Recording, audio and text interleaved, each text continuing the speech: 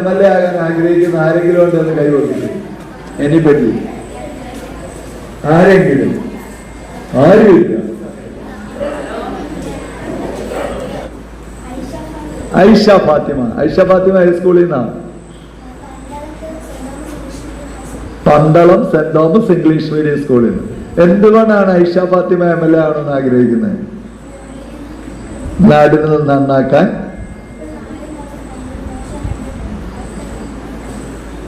എന്തോ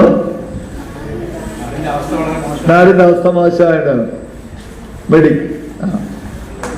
മെഡിക്കൽ ഇവർ രണ്ടും പറഞ്ഞത് ശരിയാണ്. നമ്മള് ജീവിക്കുന്നത് ജനാധിപത്യ രാജ്യം.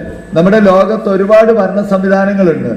രാജാക്കന്മാരായിരുന്നു മുമ്പ് ഭരിച്ചുകൊണ്ടിരുന്നത്. ഇപ്പോഴും ചുരുക്കം ചില രാജ്യങ്ങളിൽ രാജഭരണമുണ്ട്.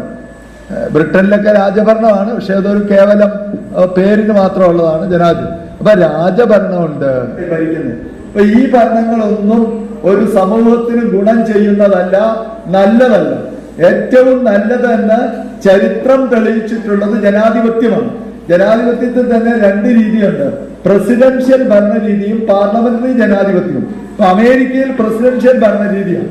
അവിടെ ഒരു പ്രസിഡന്റിനെ ആ രാജ്യത്തെ മുഴുവൻ ആളുകൾ വോട്ട് ചെയ്തിട്ടാ തെരഞ്ഞെടുക്കുക. ഇത്തവണ ആരാ തെരഞ്ഞെടുക്കപ്പെട്ടത് അമേരിക്കൻ പ്രസിഡന്റായിട്ട്? Donald Trump. ആരെയാണ് ട്രംപ് തോൽപ്പിച്ചത്? അറിയാവുന്ന ആൾ കൈവക്കിട്ട് ആരൊരാൾ ശരീരത്തിനും പറയുന്നെങ്കിൽ പറഞ്ഞ മോനെ കമലാ ഹാരിസ്. എടുക്കാൻ ഒരു കൈ കമലാ ഹാരിസ് എന്ന് പറയുന്ന ഇന്ത്യൻ വംശജയായ ഒരു. അപ്പൊ ആ രാജ്യത്തെ മുഴുവൻ ആളുകളും, അപ്പൊ അതിന് ചില ഇതല്ല, അവിടെ പ്രൈമറികൾ എന്ന് പറഞ്ഞ് ചെറിയ